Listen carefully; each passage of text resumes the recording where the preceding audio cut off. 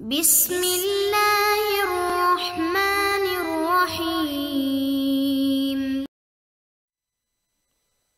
اعوذ باللہ من الشیطان اللعین الرجیم۔ بسم اللہ الرحمن الرحیم۔ نحمدہ ونصلی علی رسولہ الکریم وآلہ الاطہار۔ عزیز طلاب اکرام، کتاب توضیح المسائل کے اسباق ہم مسلسل پڑھ رہے ہیں، جن اسباق میں سے آج ہم سبق نمبر 196 شروع کر رہے ہیں کہ جس کا عنوان حیوانات کو شکار اور ذبح کرنے کے احکام ہے۔ گزشتہ سبق میں ہمارا گم شدہ مال کا عنوان اختتام کو پہنچا، اور اس سبق میں ہم حیوانات کے احکام کہ ان کو شکار کس طرح کرنا چاہیے، ان کو ذبح کس طرح کرنا چاہیے، شرعی حوالے سے ان کا نقطہ نظر کیا ہے، اس کو بیان کرنے کے لیے ہم شروع کرتے ہیں۔ اب آ جاتے ہیں مسئلہ نمبر 2546۔ حلال گوشت حیوان جنگلی ہو یا پالتو۔ حرام گوشت حیوانوں کے علاوہ جن کا بھی بیان کھانے اور پینے والی چیزوں کے احکام میں آئے گا، اس کو اس طریقے کے مطابق ذبح کیا جائے جو بعد میں بتایا جائے گا، تو اس کی جان نکل جانے کے بعد اس کا گوشت حلال اور بدن پاک ہے۔ کہیں گے مثلا اگر کوئی حلال گوشت حیوان ہے، چاہے وہ گھر میں پالا ہوا ہو یا جنگل میں رہنے والا ہو،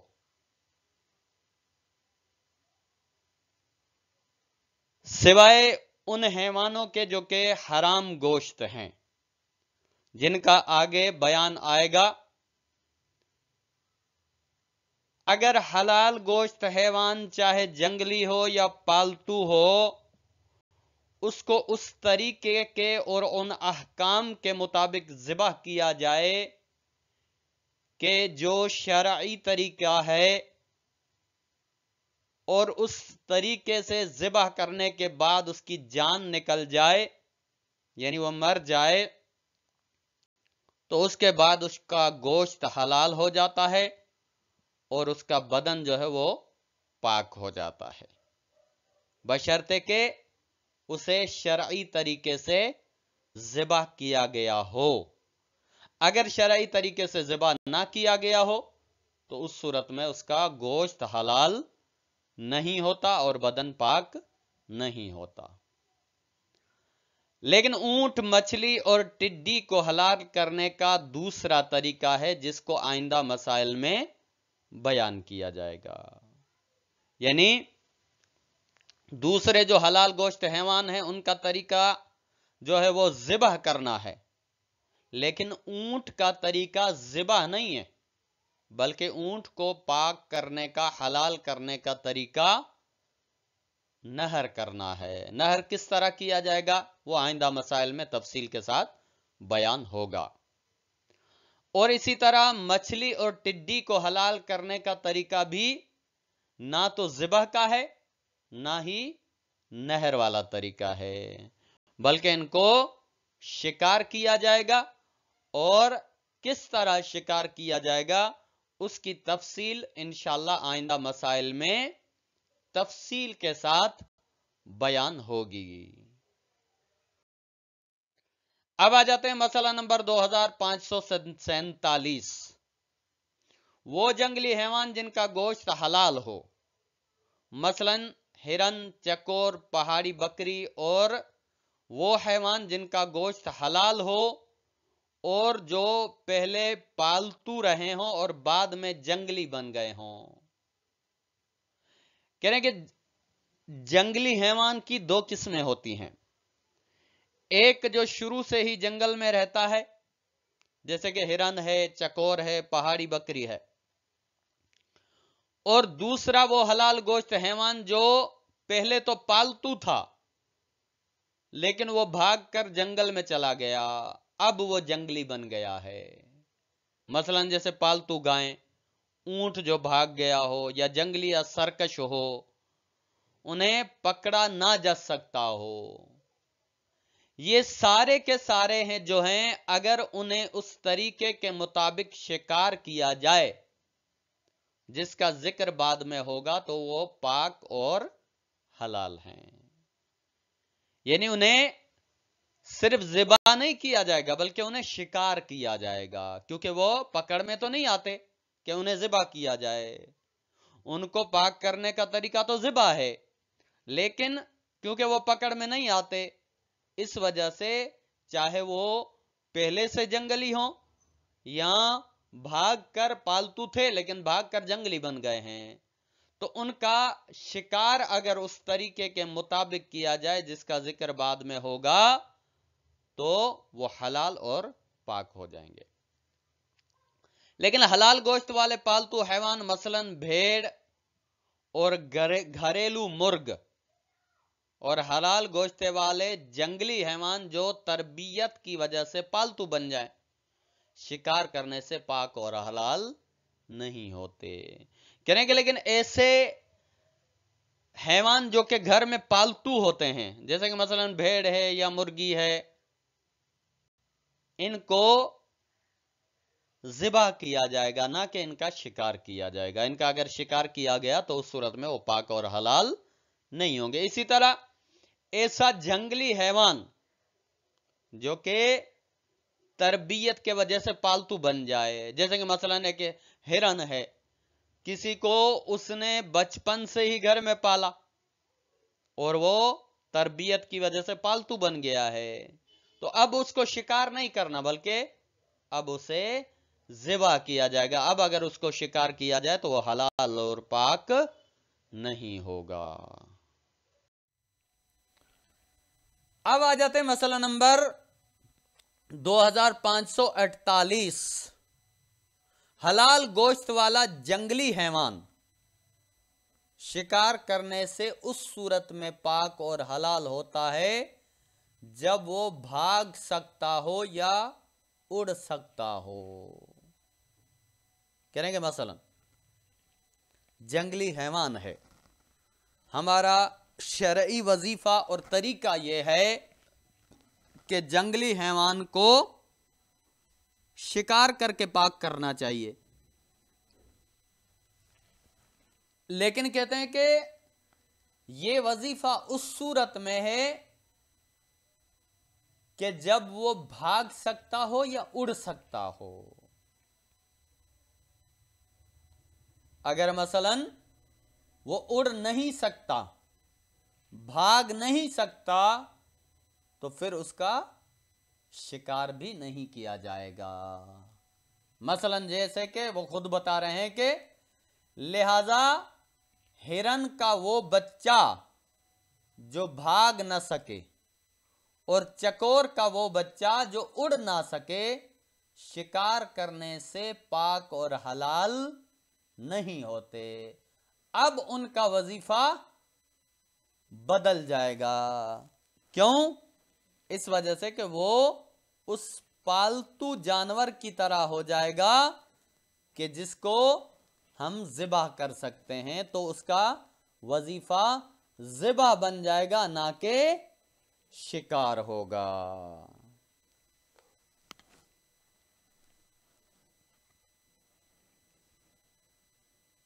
उसका वजीफा शिकार नहीं होगा, वो शिकार के जरिए से हलाल और पाक नहीं होंगे।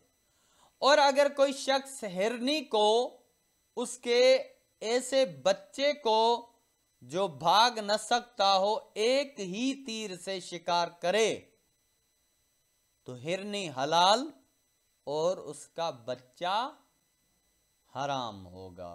करेंगे मसलन एक हिरन है और उसके साथ उसका बच्चा है, किसी ने उसको शिकार करने की गर्ज से एक तीर मारा।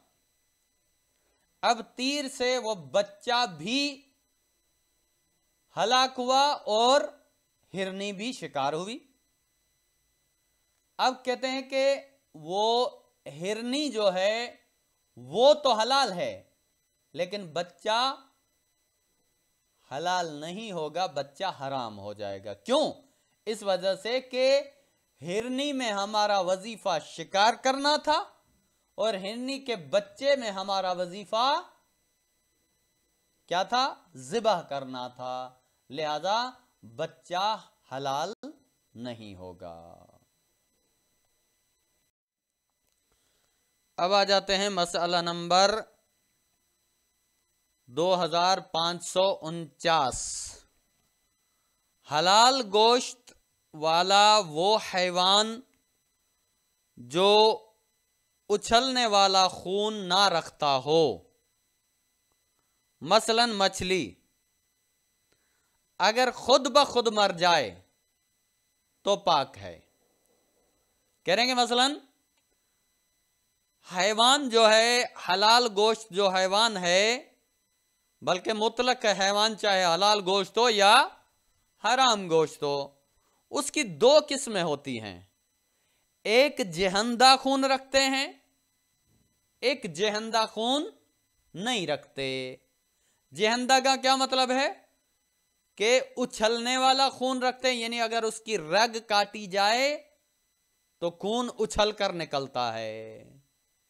کچھ ایسے حیوانات ہیں کہ جن کا خون اچھل کر نہیں نکلتا، جیسے مثلا مچھلی، اگر مچھلی کو کاٹا جائے تو اس کا خون اچھل کر نہیں نکلتا۔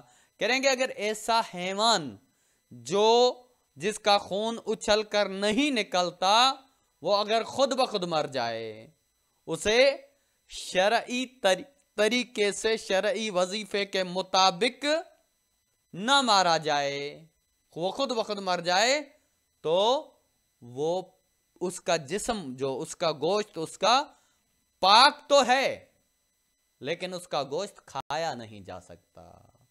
یعنی وہ اگر مر جائے، خود بخود مر جائے تو اس کا مردہ پاک ہے، البتہ وہ حلال نہیں ہے، جیسے کہ مچھلی۔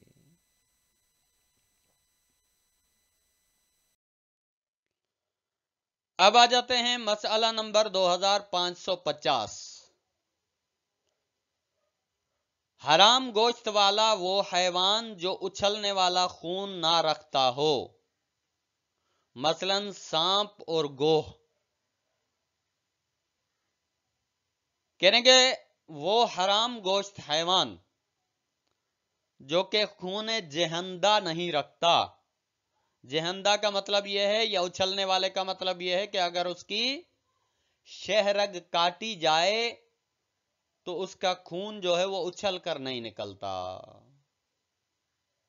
جیسے کہ مثلا انہوں نے مثال دی ہے، جیسے کہ سانپ ہے، سانپ اچھل کے خون اس کا نہیں نکلتا، یہ حرام گوشت ہے۔ اسی طرح گو ہے، گو ایک مچھلی کسی طرح ایک جانور ہوتا ہے جو حرام گوشت ہے۔ کہنے کہ ان کا مردہ پاک ہے، یعنی اگر یہ مر جائیں تو ان کا جو مردار ہے اس کو اگر ہاتھ لگے یا کپڑا لگے تو نجس نہیں ہوگا، لہذا شکار کرنے اور ذبح کرنے سے وہ حلال نہیں ہوگا۔ اگرچہ وہ اس کا مردہ پاک تو ہے لیکن حلال نہیں ہے۔ اگر اس کو شرعی طریقے سے ذبح کیا جائے تب بھی وہ حلال نہیں ہوگا، اگر اس کو شرعی طریقے سے شکار کیا جائے تب بھی وہ حلال نہیں ہوگا۔ گویا کہ یہ پاک تو ہو سکتا ہے لیکن حلال نہیں ہو سکتا۔ اب آ جاتے ہیں مسئلہ نمبر 2551۔ کتا اور سور یا سور ذبح کرنے اور شکار کرنے سے پاک نہیں ہوتے۔ کہیں کہ کتا اور سور اگر ان کو شرعی طریقے سے ذبح بھی کیا جائے یا شکار بھی کیا جائے تب بھی یہ نہ ہی پاک ہوتے ہیں اور نہ ان کا گوشت کھانا حلال ہے، بلکہ ان کا گوشت کھانا حرام ہے۔ اور وہ حرام گوشت والے چھوٹے حیوان جو زمین کے اندر اپنا گھر بناتے ہیں، اور خون جہندا رکھتے ہیں جیسے چوہا، گلہری، ان کو شکار اور ذبح کرنے سے ان کا گوشت اور چمڑا پاک نہیں ہوتا۔ کہیں گے مثلا سور اور کتا، یہ تو ویسے ہی نجس عین میں شمار ہوتے ہیں، اور اسی طرح کہہ رہے ہیں کہ دوسرے وہ حرام گوشت حیوان جو کہ چھوٹے چھوٹے زمین کے اندر یا مثلا درختوں یا ایسی جگہوں پر رہتے ہیں لیکن وہ خون جہندا رکھتے ہیں، جیسے کہ مثلا چوہا ہے، اگر چوہے کو ذبح کیا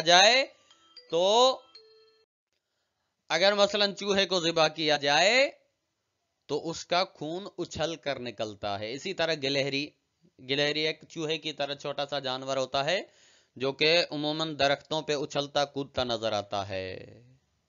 کہہ رہے ہیں کہ اگر ان کو شکار کیا جائے یا شرعی طریقے سے ذبح کیا جائے تب بھی ان کا گوشت یا چمڑا جو ہے وہ پاک نہیں ہوتا، وہ نجس ہی رہتا ہے۔ اب آ جاتے ہیں مسئلہ نمبر 2552، حرام گوشت حیوانات ان کے علاوہ جن کا ذکر گزشتہ مسئلہ میں آیا ہے، ذبح کرنے یا اسلحے سے شکار کرنے سے ان کا گوشت اور چمڑا پاک ہو جاتا ہے، چاہے وحشی ہوں یا نہ ہوں، جیسے ہاتھی، ریچھ، بندر کے فقہی نقطہ نظر سے جن کے بارے میں اختلاف ہے۔ لیکن حرام گوشت حیوانات کا کتے کے ذریعے سے شکار کرنے کی صورت میں پاک ہونا محل اشکال ہے۔ کہنے کہ مثلا ایسے حرام گوشت حیوانات جو گزشتہ مسئلے میں ہم نے بتایا کہ وہ ان کا گوشت حرام ہے اور وہ پاک بھی نہیں ہے، لیکن بعض ایسے حرام گوشت حیوانات ہیں کہ جن کا اگر شکار کیا جائے تو ان کا گوشت اور چمڑا حلال تو نہیں ہوتا لیکن پاک ہو جاتا ہے، جیسے کہ مثلا وحشی ہو یا نہ ہو، جیسے ہاتھی ہے، ریچھ ہے، بندر ہیں، کہنے کہ فقہی نقطہ نظر سے جن کے بارے میں اختلاف ہے۔ لیکن حرام گوشت حیوانات کا کتے کے ذریعے سے شکار کرنے کی صورت میں پاک ہونا محل اشکال ہے۔ اگر ان کا شکار کیا جائے اسلحے کے ذریعے سے یا انہیں ذبح کیا جائے تو ان کا گوشت یا چمڑا پاک ہو سکتا ہے، البتہ اس میں اختلاف ہے، لیکن اگر ان کا شکار کتے کے ذریعے سے کیا جائے تو ان کا پاک ہونا مشکل ہے۔ حرام تو ہیں، کھانے میں تو حرام ہے، البتہ پاک ہونا بھی مشکل ہے۔ اب آ جاتے ہیں مسئلہ نمبر 2553، اگر زندہ حیوان کے پیٹ سے مردہ بچہ نکلے یا نکالا جائے تو اس کا گوشت کھانا حرام ہے۔ مثلا حیوان حلال گوشت ہے لیکن وہ زندہ ہے، اس کے پیٹ سے کسی نے بچہ نکال لیا یا بچہ اس کے پیٹ سے نکل آئے، لیکن وہ بچہ جو نکلا ہے وہ مردہ حالت میں ہے تو اس کا گوشت کھانا حرام ہے، حلال نہیں ہے۔ وصلی اللہ علیہ وآلہ وسلم۔